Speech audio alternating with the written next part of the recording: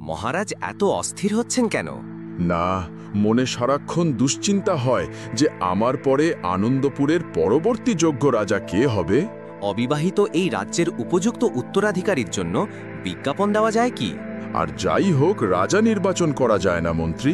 আমি এখন তবে আসি মহারাজ। আচ্ছা, মহারাজের মুকুট তো পড়ে আছে, তার মানে কি মহারাজ আমাদের না জানিয়ে কোথাও চলে গেলেন? ওটা কি আমার একটি বহুমূল্য সম্পদ, গতকাল থেকে নিখোঁজ? অবসাদে আমি রাজ্য ত্যাগ করলাম।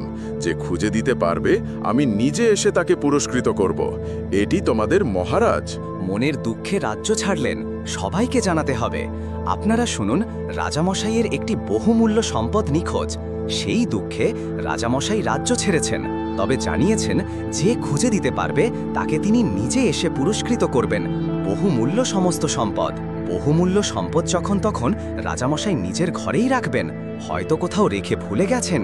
কি মুশকিল, কোথাও তো কিছু নেই।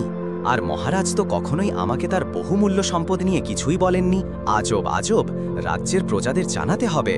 এই কোষাগারে থাকতে পারে কি সেই সম্পদ? কিছুই তো তেমন মিলছে না, অথচ না মিললেও তো চলবে না। রাজা সাই, ও তো ফেরত আসবেন না। কি যে মুশকিল হলো। রাজামশাইয়ের একটি বহুমূল্য সম্পদ নিয়ে যে খোঁজ দিতে পারবে তাকে রাজামশাই পুরস্কৃত করবে।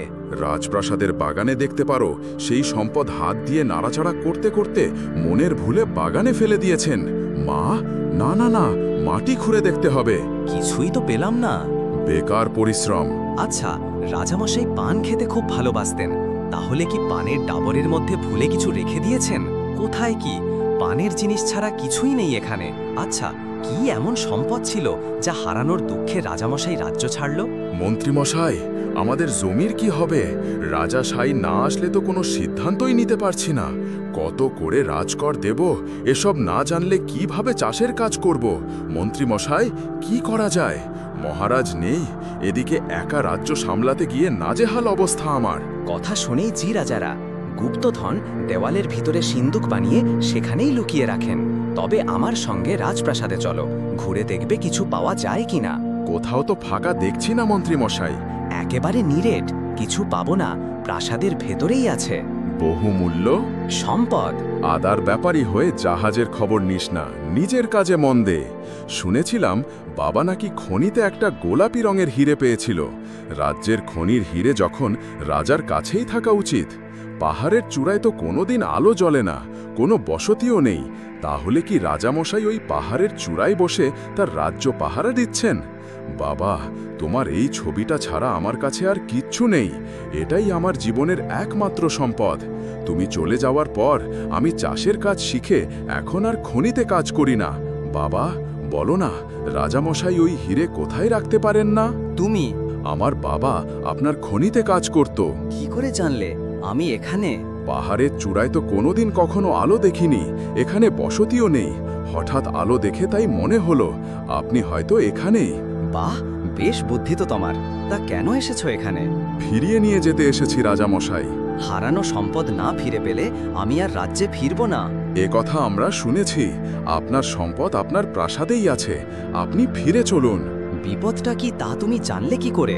বাবা খনিতে একটা গোলাপি হিরে পেয়েছিল, আর সেটা আপনাকেই দিয়েছিল, কারণ ওটা রাজার সম্পত্তি। আর গোলাপি হিরে হচ্ছে সবচেয়ে মূল্যবান পৃথিবীতে। দূরদৃষ্টি আছে, কিন্তু সেই হিরে রাজপ্রাসাদেই আছে। তুমি তা কি করে জানলে? আমি জানি, আপনি ফিরে চলুন, আপনার সব প্রশ্নের উত্তর প্রাসাদেই আছে। তোমার আত্মবিশ্বাস তো খুব বেশি দেখছি।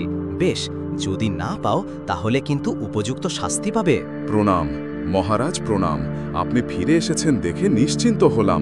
কোথায় ছিলেন আপনি? আমরা কত খুঁজেছি। রাজ্যের সীমানায় যে পাহাড়, তার চূড়ায় এক গুহায় ছিলেন রাজামশাই। মুখে রাজ্য ত্যাগের কথা বললেও প্রাণের রাজ্য ছেড়ে কোথাও যেতে পারিনি। ছেলে চাঁদু আমাকে খুঁজে এনেছে। আমরা ধন্য এমন রাজা পেয়ে, কিন্তু আপনার সম্পদ?